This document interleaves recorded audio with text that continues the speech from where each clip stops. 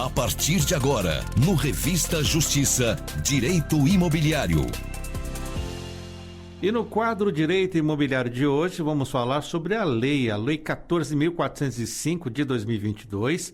Ela permite a mudança da destinação do edifício por 2/3 dos votos dos condôminos, que não pode, então, afrontar o quórum anteriormente previsto na convenção.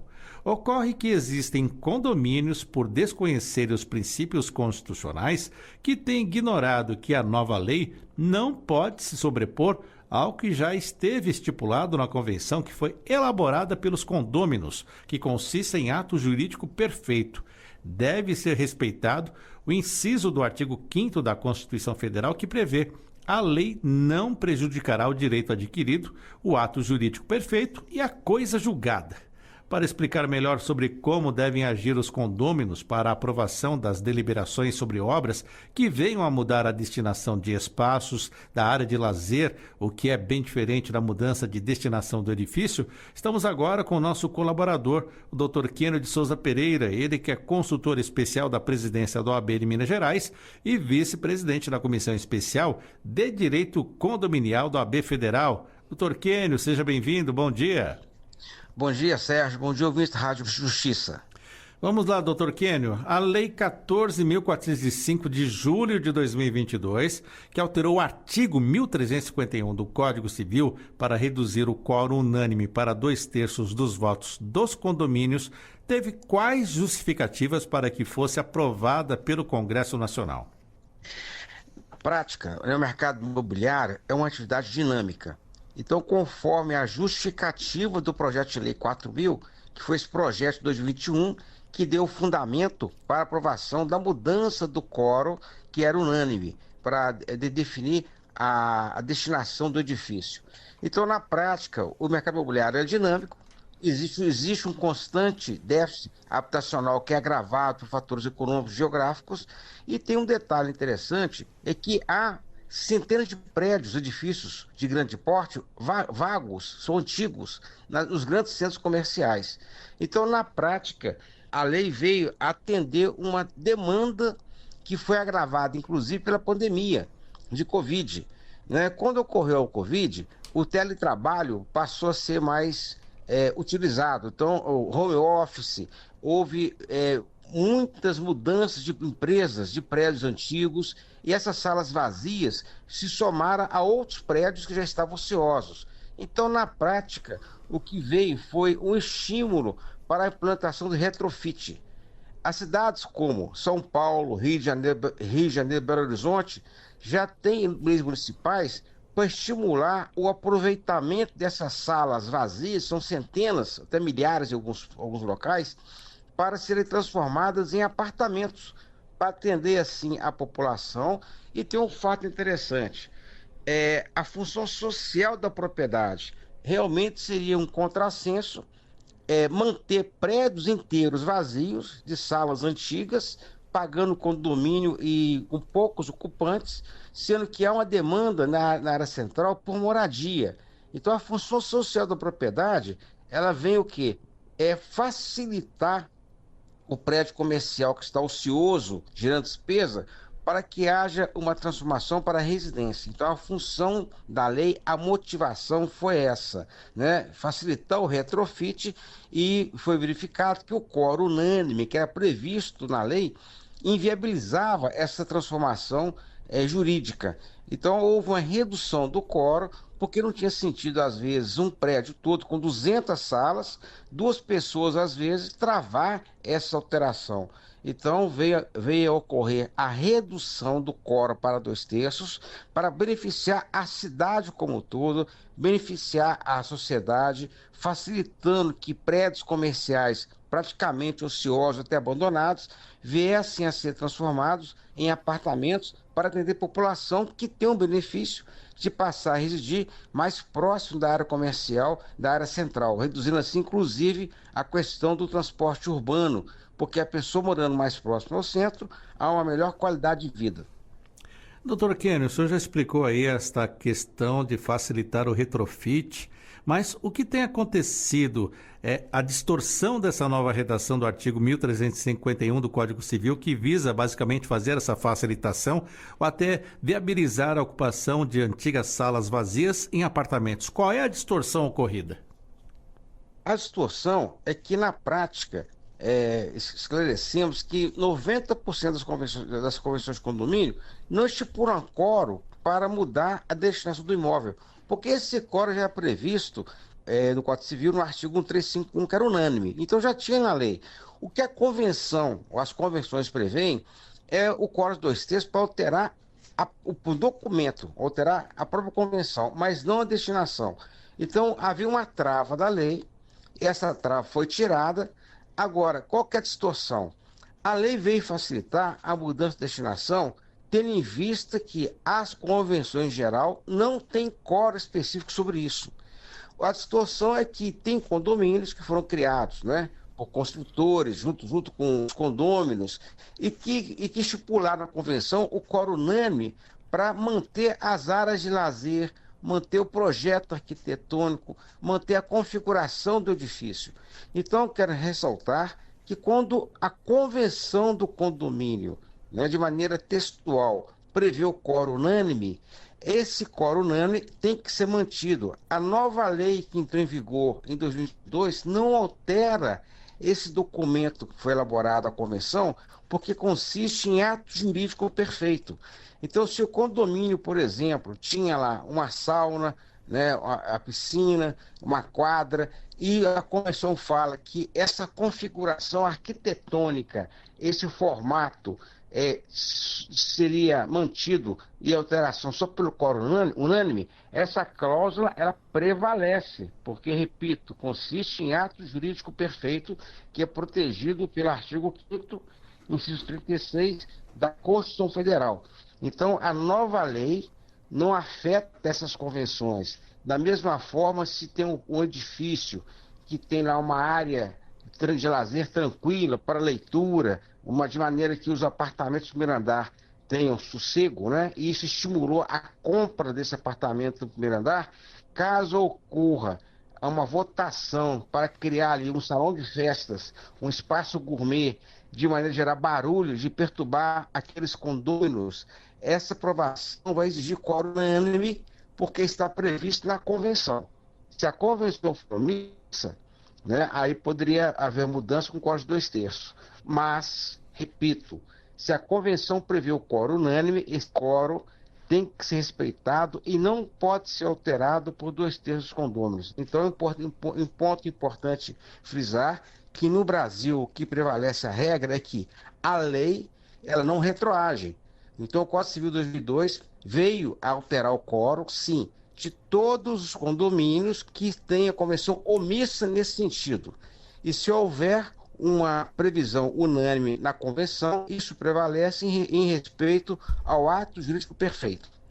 Doutor Kênio, várias convenções de condomínios definem um quórum unânime para a aprovação da criação de novas áreas ou até a alteração dos espaços ou área de lazer existente, por ter seus proprietários adquirido os apartamentos por causa dessas características. É correto, então, afirmar que esse quórum unânime previsto na convenção antes da nova lei de julho de 2022, ele deve ser mantido em respeito à Constituição? Correto. Essa é a interpretação correta, que é a questão da interpretação adequada em respeito à Constituição Federal. Então, as pessoas têm que compreender que o espírito do legislador, quando elaborou essa mudança no artigo 1351, foi para facilitar o retrofit, para viabilizar a transformação de edifícios comerciais e salas em apartamentos. Isso está, repito, dentro do projeto de lei e dentro da sua justificativa no Senado Federal. Agora, na prática, então, imagina um prédio que a pessoa tem uma característica de não ter uma ampla área de lazer para reduzir a cota condominial. Se esse prédio vier alterar essas áreas, e se a convenção prevê que a alteração do projeto arquitetônico, da criação dessas áreas, existe quórum unânime, esse quórum unânime prevalece, porque está ligado a uma definição na convenção que foi feita pelos condôminos quando da concepção do edifício. Então, quero esclarecer para o ouvinte da Justiça que a lei, nesse aspecto, ela vai surtir efeito a mudança para novos projetos, novas convenções futuras. Mas em relação à convenção que já está em vigor, que foi elaborada há 3, 4, 5, 20 anos, né, ela prevalece o ato justo perfeito. Então, na prática, o proprietário que vier a discordar dessa mudança, ele tem força de impedir em função dessa norma que foi prevista na convenção do seu edifício. Doutor Kenny, e caso a Assembleia aprove por um quórum de 2/3 dos condôminos uma nova obra que elimine parte da área de lazer ou que altere o que foi estabelecido na convenção que prevê essa necessidade do quórum unânime, essa deliberação poderá ser tida como nula ou poderá algum condomínio ou condômino, melhor dizendo, se recusar a pagar a taxa extra cobrada por essa reforma? O que acontece é que todos os condomínios, né, a gente tem a visão de querer melhorar onde residimos, que é válido, não tem dúvida. Mas quando a pessoa compra um apartamento, compra uma sala, né, compra um imóvel em condomínio, ele é obrigado a respeitar a convenção. Então, se a convenção determinar que a votação tem que ser unânime para alterar, no caso, a destinação das áreas ali internas e vier a ser feita uma obra de maneira a desrespeitar esse quórum, esse ato ele é nulo, porque ele fere, no caso, o artigo 104 do Código Civil, que determina os requisitos para a validade do negócio jurídico. E a lei, o Código Civil, é claro, se existe forma prevista, né, ou prescrita na convenção para validar do ato, essa forma prescrita, no caso o quórum é ignorado, esse ato ele é defeso, ele vem a ferir a própria lei, o Código Civil, e tem uns fatos interessantes também. É a questão da segurança jurídica.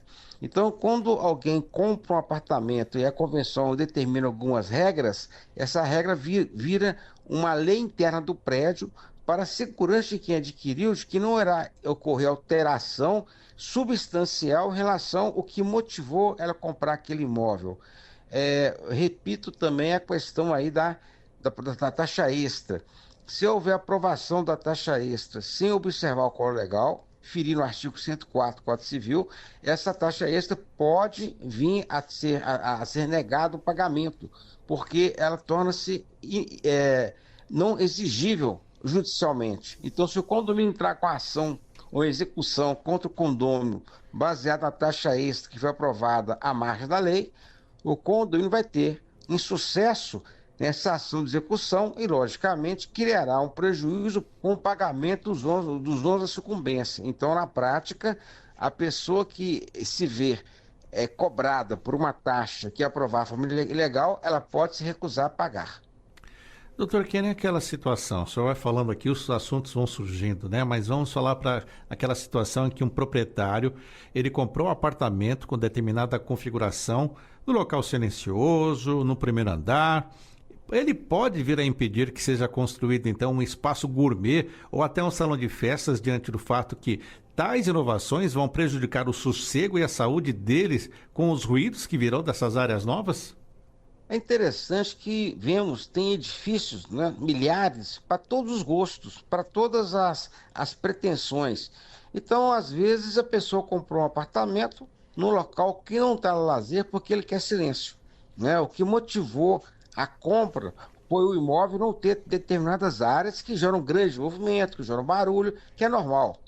Então, quando o condomínio vem aprovar uma obra de maneira pode até beneficiar a coletividade, mas se essa obra vier a prejudicar determinado apartamento, o artigo 1342 do Código Civil determina que essa inovação pode ser aprovada por 2/3, mas se ela criar prejuízo, né, ao uso daquele apartamento, tirar o sossego dela, tirar a luminosidade, o que for, esse único proprietário pode vir a impedir essa nova obra por preservar o seu direito de manter o seu apartamento em boas condições de uso. Por exemplo, criar novas vagas de garagem. A pessoa o condomínio quer criar novas vagas, e que é muito bom, que valoriza, não tem a menor dúvida. Mas se por acaso a construção dessas novas vagas impor a construção de uma laje que vai tampar o sol de determinado apartamento, que vai criar uma situação da fumaça dos veículos entrar dentro do apartamento, sendo que aquele apartamento tinha uma área tranquila, sem esse inconveniente. Então essa nova laje que tampa a ventilação do apartamento, que vai deixá-lo mais escuro, mais frio, esse único proprietário pode vir a impedir essa obra, porque ele tem o direito de manter a propriedade como ele adquiriu, de maneira a evitar esse prejuízo. Então, quando ele pode vir a criar salão de festas, criar novas vagas, mas de maneira a não gerar um dano específico a alguma propriedade, alguma unidade. Então, um ponto-chave é o seguinte: o projeto de lei, né, o projeto que foi aprovado pela prefeitura e que motivou a construção, quero repetir um fato: ele não pode ser mudado nem pelo construtor. Se o incorporador vende na planta o imóvel, lança esse imóvel, as pessoas começam a comprar os apartamentos na planta. O artigo 43 da lei de incorporação, a lei 4.591, determina que a mudança desse projeto de lei exige votação unânime. Porque quando você compra um imóvel, você cria aquela expectativa daquele projeto e não pode haver alteração no decorrer da construção.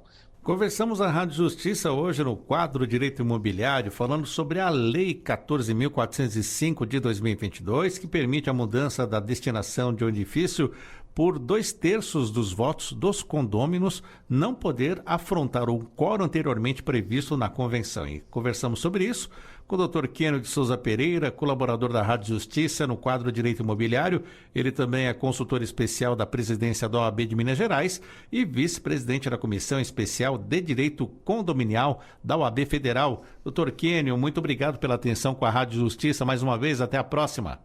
Muito obrigado, por poder contribuir com vocês. Um grande abraço para todos.